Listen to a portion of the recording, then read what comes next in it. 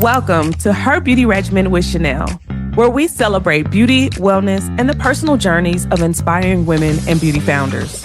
Join us as we dive into authentic conversations that highlight the beauty in every story. Hello, and welcome to Her Beauty Regimen with Chanel. I am your host, Chanel E. Martin, and I'm really excited because we have another very special guest that I cannot wait to talk to. So we Kash Barb Thompson. She is a successful celebrity makeup artist living out her best talents, okay? She manipulates every aspect of social media.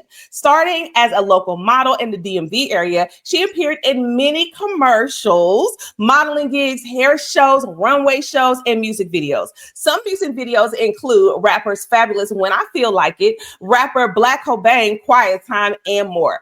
Also, her modeling career, Kash found her love and talent for makeup artistry. So she began her career as a makeup artist with MAC Cosmetics, and it opened so many doors for her to work with celebrity clients like Trina, SWV, Monica, Little Mo, City Girls, Prince, Third Eye Girl, K. Michelle, and so many more. So after a brief stint in the nightlife, okay, she decided that it wasn't her main focus, and she wanted to focus on her makeup artistry. And so in doing so, she put everything she had in her resources in founding her very own cosmetic line. And Kash currently has a successful lipstick and lash line, the Kash brand. So I'm going to go ahead and bring her up. I'm really excited to get into these questions that we have for her. So let's go. All right. Hey, good afternoon. Hello. Good afternoon. How are you? I'm doing so well. Thank you so much for taking the time to do this interview. I know I gave a brief description of your bio, but do you have anything else you want to add before I jump into these questions? Yes, I'm a mommy of 2. So that is my biggest accomplishment out of everything that I've done. Mm-hmm. I'm a devoted mom. So yeah, devoted, however you want to say it. I love my kids. So before any of that, I'm a mom. So I have a 15 and a 5-year-old, which will actually be 16 and 6 this December and January. So add that to my bio. All right. I love that. I'm a mom as well. So I'm so glad you're a mom because we have a lot of moms that are listening to us. I am a mom of 4, and I agree. Before anything, I am a mom. So I think that's awesome that you call that out for all of us moms that love being moms. I actually saw a TikTok last night, and they talked about being a millennial and how millennials were the first generation that probably actually love parenting, that love. I would say I concur. Yeah. I think my mom loved her children, but I don't think she really enjoyed being a mom. Yeah, same here. Love you, mama. I love you, but she live her best life now. Times are different now. You know, I think the difference is also parents. Like my mom, I could speak for her. They were more into providing versus the nurturing side. Some didn't have that ability. You know, me being married and having a 2-parent household, I can just be mom. So it's that struggle behind me, or that weight is not on my shoulders where I have to be provider and mom at the same time. So I think that's the difference. Oh, you hit on something. That wasn't even part of my notes, but you are absolutely right. You are absolutely right. I think a lot of us, we were determined to, when you know better, you do better. So I'm going to leave it at that. And I know for me, I was determined, and by the grace of God, my kids are in a 2-parent household. I don't got to worry about paying not nail bill. So,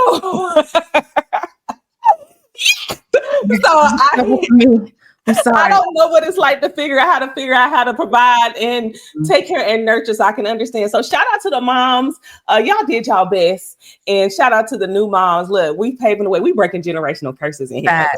Facts. So I'm excited to see what our children do. You know? Oh my God. Listen, our children are going to change the world. Facts. Because we done did all this therapy. We done did all this inner healing. I worked too hard for myself. So, all right, let me get into just a few of the questions that I have. You have built your own cosmetic line, the Kash brand. And after years in the nightlife and celebrity scene, what inspired you to bet on yourself and go all in on your brand? I think it was one of those things, people ask me this all the time, and it wasn't something that I thought. right? It wasn't planned. It was Mm-hmm. something that came to me. And that's when I always tell people some things are God given. Yeah. From me starting, I started doing makeup because I modeled in high school. And it was just one of those things. My girlfriends would be like, "Oh, you're in the show? We'll do my makeup." It wasn't a thing that I planned. I wanted to be a makeup artist. It was a God-given talent that I had. So Mm-hmm. coming from the nightlife, it was one of those decisions. And it was like, what's the longevity of nightlife being a socialite? What is the longevity of being a video vixen? You get to a certain threshold and now you're a cougar. Okay. So that doesn't last. And I wanted something for myself. You know, if I left this earth today or tomorrow, what would people remember about me? And also I want to leave something for my children. So that was the biggest thing. I had my son at 22 years old and I launched my brand on his birthday. Wow. 2016. He was born in 2010. So he's 6 years old and I made this choice. I have to leave something for my kids. So that was my biggest, that's why I always put mommy first, because everything I do is for my children. It's bigger than me. Okay. Yeah, that's good. Thank you for saying that. And I love how you talk about for your children because it sounds like you're very legacy focused. And that's a really big deal for me. It's what drives me as well. Because the Bible says that a good man leaves an inheritance for his children's children. So that means you got to be thinking 2 generations beyond where you are before you get ready to, as you decide on what moves you're going to make. So it's like, y'all, you got to evaluate, is that job going to prepare you for your children's children? Is that business going to prepare you for your children's children? So thank you for that. Generational wealth. Anybody can be rich today, but I think about longevity. What about 10 years, 20 years? What am I leaving? If I died tomorrow and at my funeral, what would people say? What do I have other than, oh, she dressed this way, she drove this car? No one cares about materials, but I want to leave a mark. In the Kash brand, it's a play on the word cash and a play on my name. I can leave that, and it can go forward. Absolutely. So that kind of leads me into my next question. You started as a model, you transitioned into being a full-time makeup artist, and you talked a little bit about you started doing makeup because it was a God-given talent. And I guess you maybe can elaborate more on that. What moment made you realize that, makeup is part of my calling? Like this is a gift from God.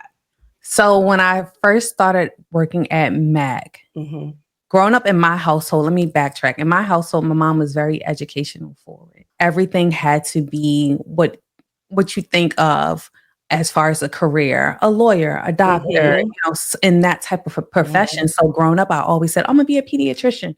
I went and I made essays, I wrote essays, and I did things that would be geared toward that. And then I thought about, I don't even like children. I like my children. You sound like me. I don't like others. Okay. So it was like, that's not really my thing. I'm an artsy girl. And I remember being 8 and my cousin was in cosmetology school. And she would come home and I would watch her and I would do my own nails and I would do my own hair and I would put on makeup. And my mom had this burgundy lipstick she always wore and I would sneak and put it on when she left out. And so it was a thing with my hands. If you show me something, I can create it. But with the makeup, I loved how it made women feel. So you can come and sit next to me or you can sit in my chair and I can tell your self-esteem isn't all the way up there. But as soon as I beat your face, the difference in a woman, how they look, how they move, how they act, that's what drew me into this. And this is my calling because it's something I can give back, And when I worked at MAC, it was one of those, I was working at the post office actually. And the girls used to always say, well, you come here with a full face of makeup to deliver mail. And I'm like, well, my grandmother taught me if you look good, you feel good. Yes. I don't care if I'm even delivering mail or not. So it's like, well, why don't you work at MAC? And I felt like they didn't make any money. So then I did my research and I saw how much they made. And I said, oh, baby, I can make a killing here because I love the artistry. And so in working at MAC, within the first 8 months, I had clients flying in to get their makeup done by me at a cosmetic stand store, like a store, right? So I said, okay, if I took this on and made it a one-man band, how far could I go from here? And within 8 months, I I had clients flying in, and within 3 months of that, I had my first celebrity client. Wow. I just love how your steps were so ordered and you did your research. I think that's the biggest thing. Because I feel like sometimes we'll count ourselves out of something and we didn't even look to see. We Mhm. didn't even do any research. And you just taught us something. I never knew how much they made, but I figured they was doing real good because they always look pretty fly. I figured it was. We made was good something. money. We made for back then. I don't know what it is now, but definitely we were making money then. And I'm not going to dim the light of my mom because it was a conversation I had with my mother. And I was having that transition. Should I stay at Mac? Should I not? And my mother sat me down and she said, do you need them? And I had to think about it. And I'm like, yeah, because I don't know, to be an entrepreneur, I don't know where my next check is coming from. Like the 24/7 job of being a hustler, I have to be my own marketing manager. I have to be my own brand manager. I have to work their social media. Like everything falls on me now. But I took that leap of faith. And that's when you trust in God. And I said, okay, I'm going to do it. And if I fail, I'm going to pick myself up and I'm going to keep trying again. And I mean, the first month I made $40, 40. And I had bills, I had rent, I had like, and from there though, it was a trifecta. Like it just went up from there. So word of mouth and just believing in myself. Okay, so this is a twofold comment / question. I totally get it where your mom's coming from because my mother was the same way. I wanted to be an actress. Well, that was the first love. The first love was acting for me. Okay. I wanted to be an actress. I went to a performing arts school for middle school and high school. I did monologues. I won competitions. I just knew that I was going to be this actress. I was a kid and I begged my mama to give me braces. Girl, I had a smile little gap. I'm talking about a smile gap. Okay, it's probably cute right now. And I looked at the people and what their teeth looked like. And I begged my mama to give me braces. And I have got my own braces and paid for them at 16 because I was like, I need a picture perfect smile. Like I was into it, and I did very well, and I actually did get some scholarships in theater. But my mother realized I had a gift for science, and so she put me in science camps too. And she sat me down. She's like, well, you might want to get something more stable, right? Because our parents, they were more about providing and stability. She didn't know that I have a great husband that makes good money. She didn't know that these things, she wanted to make sure I could stand on my 2 feet. Yeah. And so she pushed me towards engineering. I became a chemical engineer.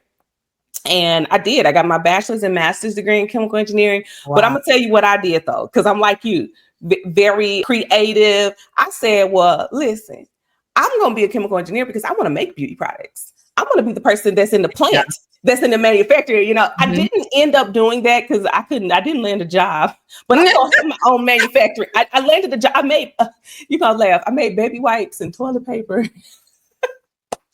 That was my first engineering job at Georgia Pacific. I ain't mad at it.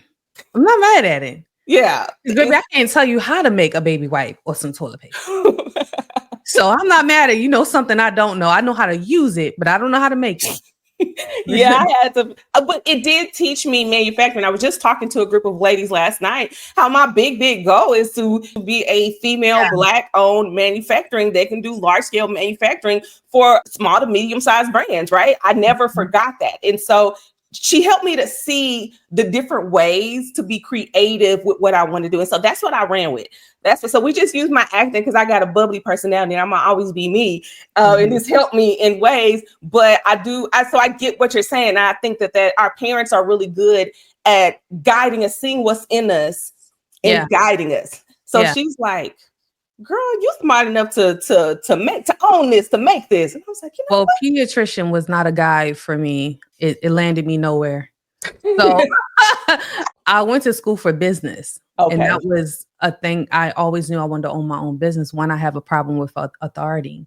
So you can't tell me what to do. I'm my own boss. And I've always had that issue with every job I worked in. It's like, literally, I can't work for someone else. So I went to school for business. Also, being a girl that grew up in the hood of Baltimore. I'm from the west side of Baltimore, Maryland. I also hung around street pharmaceutical people. Mm-hmm. So I learned how to hustle, and that helped me as well to have that type of street smart because you could bring that into a board, and it bringing that into corporate world, bringing it to my own business, supply and demand. It's the same thing. and it helped me to talk to people. And I know what I like, so I feel like, yeah, my mom tried to help me. She tried, but the doctor thing wasn't my thing. And then when I found out you go through school for all these years to come out broke, I'm okay. It was the blood for me. When I found out that you had to be touching people's bodily fluids, because I thought about it. I had a little boyfriend. He was in school. He is an actual doctor now. Because I went to Clark Atlanta. He went to Morehouse. He was like, he gonna be a doctor, and I was like, I'm gonna be a doctor too. I was gonna be and I was like, yeah, don't get me started. I was like, oh, I got the blood. I'm okay with the blood. It's just the people. You have to deal with all types of people. Oh yeah, I didn't want to touch your. I would be like, somebody else. Somebody get it. I can tell you what to do. Okay, I do have kind of like a follow-up question, and this might be our final question, but I think it's important. And it's not on my notes, but I think everyone needs to hear it. You said that your first month of entrepreneurship, you made $40, $40, right? Mm-hmm. And for some people, that would have been enough for them to be like, you know what? I'm gonna head out. This ain't for me. I got bills. What made you stick with it? Because I'm talking to the woman, the entrepreneur that started, she ain't made no money, or she's made just a little bit of money, and this wasn't what she thought it was gonna be. Let's talk to her. It's my ego. It's my confidence. I literally have Love Thyself tattooed on me, and it's LPs for my grandmother, Louise Parks. She instilled in me this level of confidence and betting on yourself like no other. I know I made $40, but I also knew the power of manifestation. I knew the power of my goals and how I carried myself and my dreams, my aspirations, my ambition, my dedication. I knew I could do it. Yeah. I knew all it took. Okay, this is my first one. This is how my brain worked. So everyone knew I worked at Mac. No one knew I didn't work at Mac anymore. So that's why I made $40, because that one person knew I didn't work at Mac. So I'm like, okay, what do I have to do to get this word out? Let's use your social media. Let's post. Hey, I'm no longer here. Hey, this is where you can book me. Hey, so now your marketing and your branding cap comes on. So it was just betting on myself and literally trusting in God, like trusting in the universe that this is for me. If it wasn't, I could easily go get another job. But to work for myself, and also, again, like I said, my ego and my confidence, because it's like, if I can't do this, I fail at this. I don't fail at anything. So it was that push, that was that drive for myself. It was a self thing. No one else gave you, no one gave me anything. And I want to say that no one helped me get where I am, right? Yeah. Granted, I have a husband that has poured into me, but I worked very hard to make a name for myself. And I did this by myself. And I still, to this day, because I have been blessed thus far, I try to bless other people. All my friends that may be coming up who haven't been in the industry long, or they want to reach another goal, reach another level. I want to do celebrities, or I want to do this, or I want to work for networks. Okay, if I get that opportunity, you get the opportunity. So I bring everybody with me. Everybody can eat. They make money every day. So it was me. It was my ego. It was my drive. It's my ambition, just trusting in myself. Wow. That is such a good, I guess, a way to end this. You got to bet on you. Listen, I love that, because this ain't no Christian podcast, but I'm always going to bring the word, because the word is in me. But I know that, the word says that he knew us before we were formed in our mother's womb. That's number one. Number two, the Lord also said that we are fearfully and wonderfully made. And then number three, it says that the word says that he qualifies the called, right? So when you take all of those scriptures and all the things that, if you are a church girly, we're putting all this stuff like bet on yourself, like when you are weak, he is strong. Like there's so much that God pours us, and he tells us to be strong. We should not fear, have no fear, be strong and courageous. So that's, essentially principles to live by that are going to push you to your next level and for you to not quit. And that was really good. I loved how you said nobody ain't know. And that's half the problem. Folks don't even know that you have what you're selling. But I will add this sprinkle to what you said. Okay. There may be a path for you, but you also have to do the work. Yes. So you may be destined for something, but without the work being done, you're not going to get there. So we can always, have faith of a mustard seed. Yeah. You have to do the work. So that's where I feel like some people, and I'm not a religious girl, but I am a God-fearing woman, right? Amen. But I hear people all the time, oh, in my faith. Well, I'm just trusting God. Okay, it's there, but you have to do something to move. So have your beliefs, have your faith, be prayed up, but also put the work in, because ain't nobody going to give you anything. That's my type. Look, that's my type of carrying on over here. I believe that as well. Well, thank you so much, Kash, for this amazing interview. Are there any final words? I mean, I feel like that was a mic drop on its own, but are there any final words you want to leave our audience with as we close out? I just think, for me, I always try to tell women, and it could be men as well, but just trusting in yourself, believing in yourself, having dedication and ambition, and always definitely trusting God, because without any of those, you're stagnant, flatline. Okay. Without ups and downs in life, flatline, you're dead. So you're going to have ups and downs. How you pivot. So make sure you're always pivoting. That's really good. Well, thank you so much, Kash, for this amazing, insightful interview. Guys, thank you so much for listening to another episode of Her Beauty Regimen with Chanel. And I'm so grateful for this time we had with you. You guys have a wonderful day. Bye. Bye. Thank you so much for joining me for today's episode of Her Beauty Regimen with Chanel. I hope you felt seen, inspired, and reminded that beauty is so much more than what we wear. It's how we care for ourselves and show up in the world. If you loved what you heard, here's how you can stay connected. Subscribe to the podcast so you never miss an episode. Follow us on Instagram, TikTok, Facebook, and YouTube at HBR Brand for daily beauty, wellness, and founder stories. Share this episode with a friend or fellow beauty lover who needs to hear this. And if you're ready to explore indie beauty products and brands that put care first, visit us at herbeautyregimen.com. Until next time, stay well, stay radiant, and keep showing up as your whole self.